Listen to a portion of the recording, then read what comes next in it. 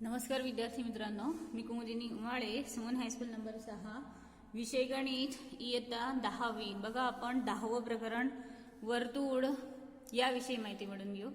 पहिल्यांदा बघा, आता प्रस्तावना वर्तुळ विषयी आपण इयत्ता 9वी मध्ये सुद्धा अभ्यास केलेला आहेच। आता या ठिकाणी बघा, एखादे वर्तुळ आणि PQ या रेषा यांचा विचार केलेला आहे। आकृती 10.1 मध्ये पहिल्या आकृतीमध्ये बघा वर्तुळ दिलेले आणि रेषा PQ दिलेली। त्याचप्रमाणे दुसऱ्या आकृतीमध्ये वर्तुळ आणि बघा रेषा PQ ही त्या वर्तुळाला A आणि B मध्ये छेदत आहे। त्याचप्रमाणे बघा तिसऱ्या आकृतीमध्ये वर्तुळ दिलेले आणि बघा रेषा PQ ही वर्तुळाला A या बिंदूमध्ये छेदते। मग आता या ठिकाणी या सर्व तिन्ही आकृत्यांविषयी आपण माहिती मिळवून घेऊ। आता बघा पहिल्या आकृतीमध्ये की रेषा PQ वर्तुळाला एकाही बिंदूमध्ये छेदत नाहीये, कारण की बघा आकृतीमध्ये स्पष्ट दिलेले आहे की वर्तुळाला रेषा PQ ही एकाही बिंदूमध्ये छेदत नाही। त्यानंतर बघा दुसऱ्या आकृतीमध्ये रेषा PQ वर्तुळाला A आणि B या दोन बिंदूमध्ये छेदते, म्हणजे रेषा PQ ला त्या वर्तुळाची काय म्हणतात, छेदिका। हे लक्षात ठेवायचं आहे की वर्तुळाला रेषा PQ A आणि B बिंदूमध्ये छेदते, म्हणजेच रेषा PQ ही वर्तुळाची छेदिका तयार होईल। यानंतर बघा तिसऱ्या आकृतीमध्ये वर्तुळाला रेषा A या बिंदूमध्ये छेदते, तर या ठिकाणी बघा ही रेषा वर्तुळाला फक्त A या बिंदूमध्ये स्पर्श करते, म्हणजेच या ठिकाणी त्याला वर्तुळाचा स्पर्शक असे म्हणतात। की तिसऱ्या आकृतीमध्ये वर्तुळाचा एकच सामान्य बिंदू आहे आणि या विकल्पामध्ये रेषेला वर्तुळाचा स्पर्शक असे म्हणतात, की ज्यामध्ये वर्तुळाला रेषा फक्त एक आणि एकच बिंदूमध्ये छेदते तिला वर्तुळाचा स्पर्शक असे म्हणतात। म्हणजे बघा या ठिकाणी वर्तुळाचा स्पर्शक वर्तुळाला फक्त एकाच बिंदूमध्ये छेदणारी एक रेषा आहे। हे लक्षात ठेवायचं आहे की वर्तुळाचा स्पर्शक वर्तुळाला फक्त एकाच बिंदू छेदणारी एक रेषा आहे। त्यानंतर बघा वर्तुळाला एखाद्या बिंदूशी फक्त एकच स्पर्शक असतो।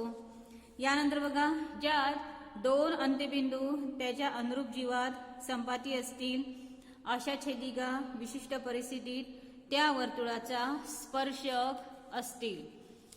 आता यानंतर बघा या ठिकाणी वर्तुळ आणि स्पर्शकाची सामान्य बिंदूला स्पर्श बिंदू असे म्हणतात। हे लक्षात ठेवायचे, कारण हे आपल्याला MCQ मध्ये किंवा रिकाम्या जागेमध्ये एक मार्कांसाठी सुद्धा विचारलं जाऊ शकतं की वर्तुळ आणि स्पर्शकाचे सामान्य बिंदू त्याला स्पर्श बिंदू म्हणतात।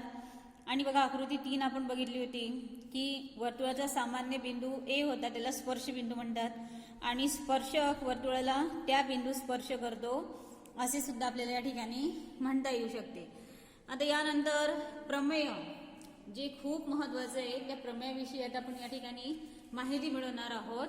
प्रमेय 10.1 बघा परीक्षेच्या दृष्टीने खूप महत्वाचे प्रमेय आहे। प्रमेय 10.1 की वर्तुळाच्या कोणत्याही एका बिंदूशी काढलेला स्पर्श बिंदूतून पसार होणाऱ्या त्रिज्येला लंब असतो। आकृतीद्वारे आपण समजून घेऊ की वर्तुळ दिलेलं आहे, O केंद्र असलेलं वर्तुळ दिलेलं आहे।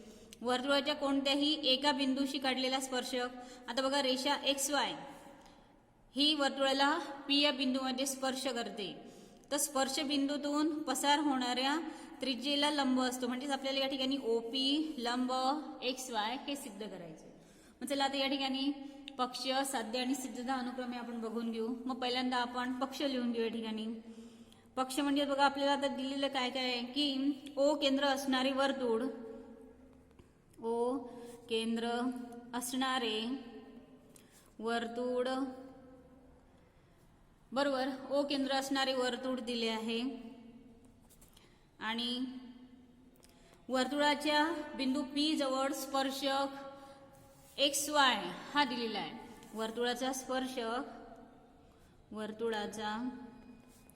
स्पर्शक XY, रेषा XY बिंदू P मध्ये छेदतो, म्हणजेच या ठिकाणी P हा स्पर्श बिंदू तयार होईल। त्यानंतर बघा साध्य आपण घेऊ। साध्य तर स्पर्श बिंदूतून पसार होणाऱ्या त्रिज्येला लंब असतो, म्हणजेच आपल्याला OP लंब XY हे सिद्ध करायचे। OP लंब XY हे आपल्याला सिद्ध करायचे. मग चला आता अनुक्रमे सिद्धता आपण घेऊ. सिद्धता.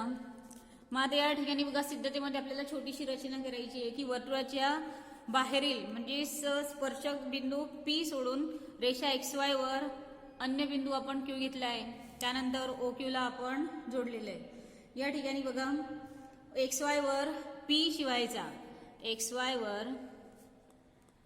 वर P शिवायचा अन्य बिंदू Q आणि रेषाखंड OQ काढू. याप्रमाणे ही छोटीशी रचना आपण केलेली आहे. आता बघा या ठिकाणी बिंदू Q हा वर्तुळाच्या आतील भागात असेल. आता आपण असं मानायचं आहे की समजा बिंदू Q वर्तुळाच्या आतील भागात असेल.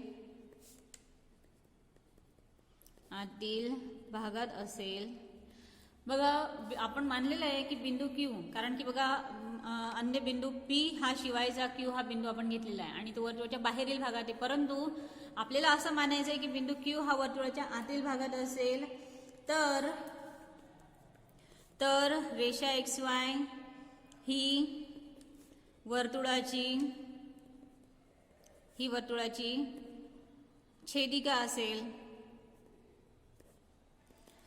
तर रेषा XY ही वर्तुळाची छेदिका असेल, परंतु आपल्याला काय दिलेलं होतं की रेषा XY ही वर्तुळाची स्पर्शक आहे. परंतु रेषा XY ही वर्तुळाची स्पर्शक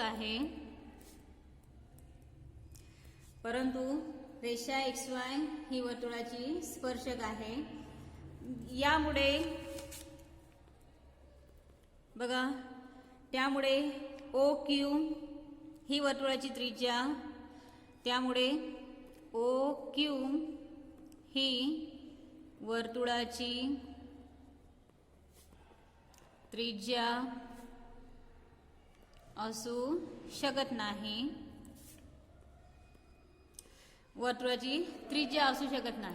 OQ ही वर्तुळाची त्रिज्या असू शकत नाही, कारण बघा या ठिकाणी आपल्याला आकृतीमध्ये दिलेलंच आहे की OP ही फक्त वर्तुळाची त्रिज्या आहे. आणि बघा OQ आपण मानलं होतं की समजा बिंदू Q वर्तुळाच्या आतील भागात असेल तर XY ही छेदिका असेल, परंतु आपल्याला पक्षामध्ये दिलेलंच आहे की XY ही वर्तुळाचा स्पर्शक आहे. त्यामुळे OQ वर्तुळाची त्रिज्या असू शकत नाही, कारण OQ greater than OP. OQ ची लांबी मोठी आहे OP पेक्षा, म्हणजेच बिंदू P शिवायचे रेषा XY चे सर्वच बिंदूसाठी हे खरे आहे. बिंदू P शिवायचे रेषा XY चे सर्वच बिंदूसाठी हे खरे आहे.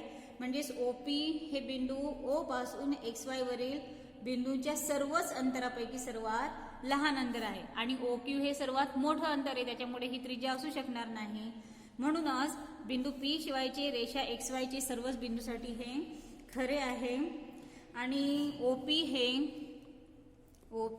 हे अंतर बिंदू O पासून XY वरील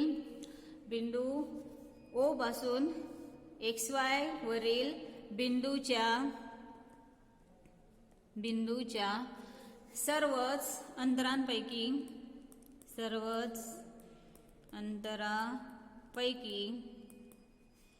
सर्वात लहान अंतर आहे. बरोबर. म्हणजेच OP ही फक्त वर्तुळाची त्रिज्या होईल. OQ ही वर्तुळाची त्रिज्या असू शकणार नाही, कारण OQ ग्रेटर दॅन OP आणि बिंदू P शिवायचे रेषा XY चे सर्वच बिंदूसाठी खरे. OP हे बिंदू O पासून रेषा XY वरील सर्व अंतरांपैकी सर्वात लहान अंतर आहे आणि यामुळे आपण म्हणू शकतो की त्यामुळे OP हे XY ला लंब आहे.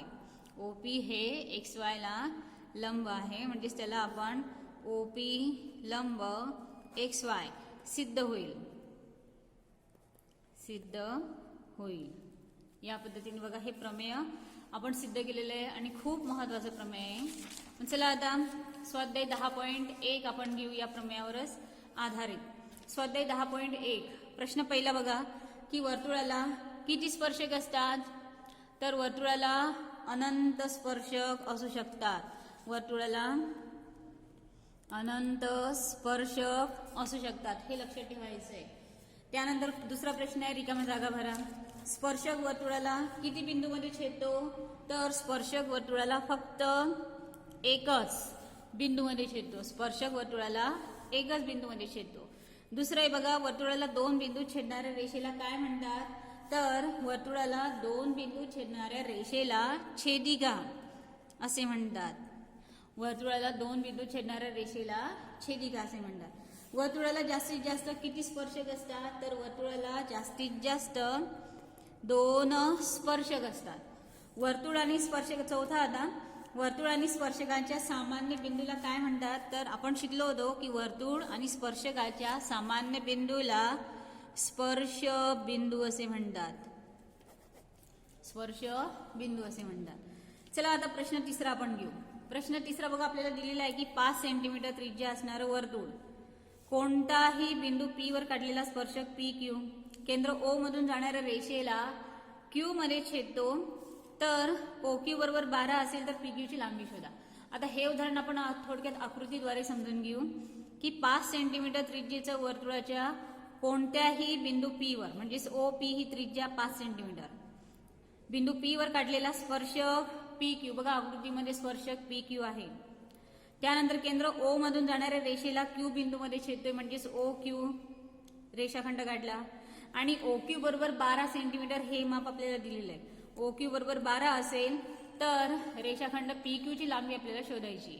आता या ठिकाणी बघा आकृतीवरून त्रिकोण OPQ हा काटकोन त्रिकोण तयार झालेला आहे कारण OP लंब PQ OP लंब PQ त्याच्यामुळे कोन P हा काटकोन कोन P हा काटकोन म्हणजेच काटकोन त्रिकोण OPQ या काटकोन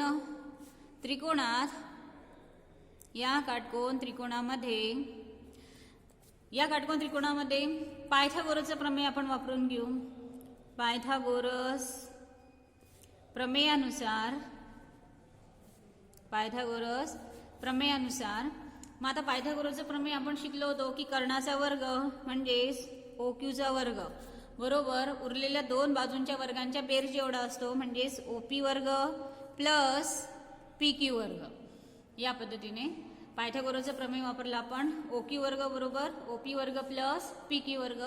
चला बाजूंची मापे आपण टाकून घेऊ. OQ म्हणजेच 12चा वर्ग बरोबर OP 5 सेंटीमीटर त्रिज्या आहे म्हणजेच 5चा वर्ग प्लस PQ वर्ग. 12चा वर्ग 144 5चा वर्ग 25 प्लस PQ वर्ग. PQ वर्ग आपल्याला शोधायचा आहे. 25 ला आपण या बाजूला आणू म्हणजेच मायनस होईल. 144 मायनस 25 144 मधून 25 वजा केले असता आपल्याला बघा वजाबाकी मिळेल 119 वजाबाकी 119. यानंतर वर्गमूळ काढला म्हणजेच PQ बरोबर आता 119 कशाचाच वर्गमूळ नाहीये त्याच्यामुळे आपण घेऊ वर्गमूळामध्ये 119 आणि या ठिकाणी एकक सेंटीमीटर PQ ची लांबी काढली आपण वर्गमूळामध्ये 119 सेंटीमीटर. या पद्धतीने बघा प्रश्न तिसरा हा आपला पूर्ण झालेला आहे. आता शेवटचा प्रश्न स्वाध्याय 10.1 यामध्ये प्रश्न चौथा बघा आपल्याला दिलेला आहे की एक वर्तुळ काढा ज्यापैकी एका वर्तुळाचा स्पर्शक दुसऱ्या वर्तुळाची छेदिका असेल. अशा दोन रेषा दिलेल्या रेषेला समांतर असेल अशा दोन रेषा आपल्याला काढायच्या. मग बघा या ठिकाणी दोन विकल्प दिलेले दोन आकृत्यांद्वारे मी तुम्हाला समजून देईल. बघा दोन वर्तुळ दिलेले आहेत ज्यापैकी एका वर्तुळाचा स्पर्शक मग चला तर या ठिकाणी एका वर्तुळाचा स्पर्शक आपल्याला या ठिकाणी काढायचा आहे. एका वर्तुळाचा स्पर्शक